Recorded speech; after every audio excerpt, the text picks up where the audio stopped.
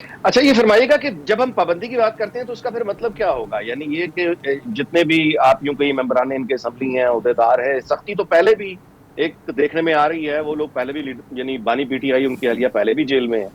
तो बैन करके यानी मकसद क्या हासिल करना है? मतलब परचम पे पाबंदी लग जाएगी, उनके झंडों पे पाबंदी लग जाएगी, क्या होगा? देखिए, एक जमात जो सियासी जमात नहीं है, जो एक ऐसा कल्ट है जो पहले दहशत गर्दों को पाकिस्तान में बसाता है, फिर कौमी इदारों पे हमला करता है, कोर कमांडर हाउस को आग लगाता है, वर्दियों को आग लगाता है और मुल्क दुश्मन एजेंडे को परसू करता है। आइन का आर्टिकल 17(2) जो है उसमें क्लियर है कि आप एक डिक्लेरेशन पास कर सकते हैं और सियासी जमात डिसबैंड हो सकती है। तो वो मेरा ख्याल है एक आइनी प्रोविज़न है और किसी पार्टी को ये हक हासिल नहीं है कि वो पाकिस्तान के ख़िलाफ़ चले, मुल्क दुश्मन एजेंडे पे चले और पाकिस्तान के सालमियत को नुकसान पहुंचाए, पाकिस्तान को दिवालिया करने की कोशिश करे। तो ये सारी वो चीज़ें जो बिल्कुल प्रूवन हैं, साबित शुदा हैं, तो इसमें मज़ीद गुंजाइश नहीं है। तो मैं समझता हूँ कि ये ऐसे बैन से होता ये है कि सियासी जमातों को ये एजेंडा परसू करने का मौका नहीं मिलता। तो ये किसी वजह से आइन के जो खालिक हैं उन्होंने ये आइन में शेक डाली थी। ये जो मामला हुआ और ये जो एक तासुर फैला कि पहले आपने एक ऐलान किया, समझाइए गया कि ये एब्सोल्यूट डिसीजन है, लेकिन उसके बाद फिर यानी कुछ मामला आता है कि नहीं, तहादियों से मशावरत बाकी है। तो ये क्या हुआ? यानी ये कोई कोऑर्डिनेशन की कमी थी या कम्युनिकेशन की कमी थी? इसका पस मंजर जरा फरमाइए। देखिए, ये बिल्कुल फैसला हो चुका था और फैसला किए बगैर इस तरह अनाउंस नहीं किया जा सकता। इन प्रिंसिपल जब डिसीजन हो गया तो उसके बाद ही इसको अनाउंस किया गया और उसके बाद मोडालिटीज़ तय करनी होती हैं। और आपने पीपल्स पार्टी का भी बयान देखा कि नैयर बुखारी साहब ने कहा कि हम फेडरल गवर्नमेंट के फैसले के साथ हैं, बट ऑब्वियसली काफ़ी होमवर्क हो चुका था, उसकी मोडालिटीज़ बाकी तय होनी थी। तो एक इन प्रिंसिपल डिसीजन हुआ जिसको अनाउंस किया गया और उसके बाद उसकी मोडालिटीज़ तय करके उसको हतमी शक्ल दी जानी थी। तो ये इतनी सी बात थी जिस पे काफ़ी कन्फ्यूजन क्रिएट हुई, जो मैं समझता हूँ कि गैर ज़रूरी थी और ये नहीं होनी चाहिए थी। अच्छा, वो जो आपके पार्टी लीडर्स जिनकी इख्तलाफी आवाजें सामने आई, उसके बाद फिर आज नवाज शरीफ साहब का बयान भी एक सामने आया, हिदायत सामने आई कि पार्टी लीडर्स को दी गई है कि अब एक डिसिप्लिन में रहना है। इसका पस मंजर क्या है? नहीं, देखिए, ऑब्वियसली सवाल किए जाते हैं और पार्टी के लीडर्स उस पर जवाब भी देते हैं। तो बात बड़ी सिंपल है कि क्या किसी को इख्तलाफ मेरी जमात के अंदर है कि तहरीक इंसाफ एक दहशतगर्द जमात है जिसने 9 मई के हमले किए हैं?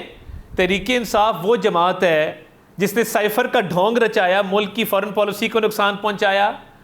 क्या किसी को ये शक है कि मुल्क को डिफ़ॉल्ट करवाने के लिए IMF को ख़त लिखने की कोशिश की गई?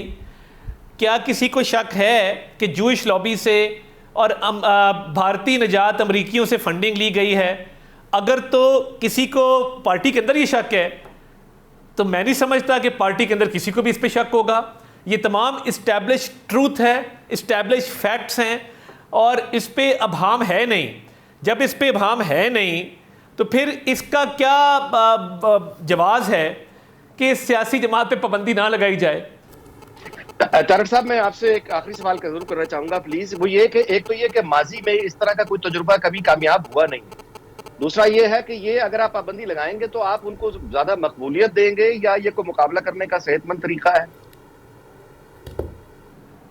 माजी में कभी किसी ने कोर कमांडर हाउस पे हमला करके वर्दी को आग लगा के शहदा की यादगारों को मस्मार भी नहीं किया, शहदा को गालियां नहीं दी, किसी ने फॉरेन फंडिंग यहूदियों से नहीं ली, किसी ने तोशा खाना के तहफ़ ऐसे ब्लैक मार्केट में नहीं बेचे, किसी ने 190 मिलियन पाउंड का इस तरह का करप्शन का केस नहीं किया, किसी ने IMF को खतूत नहीं लिखे, किसी ने साइफर के साथ खिलवाड़ करके मुल्क की फॉरेन पॉलिसी को नुकसान नहीं पहुंचाया।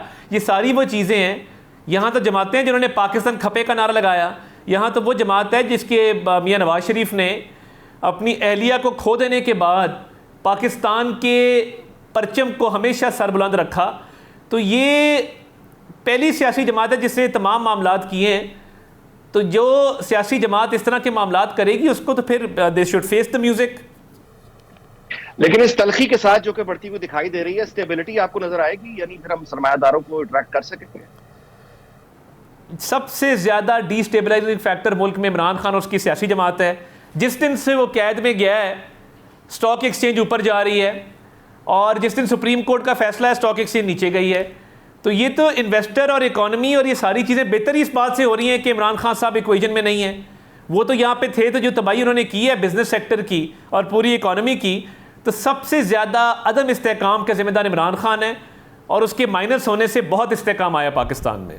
तार साहब, मैं गुजारिश करूंगा कि जिस दिन आपकी वो प्रेस कॉन्फ्रेंस आई और पीटीआई पर पाबंदी का ऐलान हुआ, तो अमरीकी हुकूमत की तरफ से एक रद्द-ए-अमल आया था।